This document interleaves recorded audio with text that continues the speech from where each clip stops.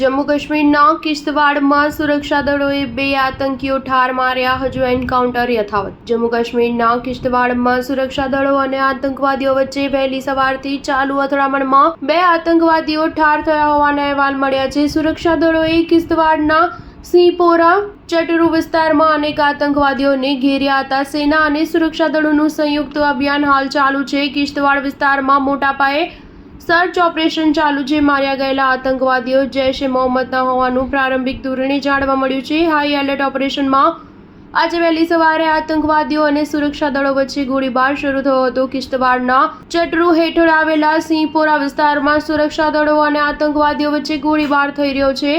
અગાઉ 16 મેના રોજ થયેલી અથડામણમાં કેલાર, સોપિયા અને ત્રાલમાં 2 જુદા જુદા અભિયાનો હેઠળ 6 આતંકવાદીઓને ઠાર કર્યા હતા.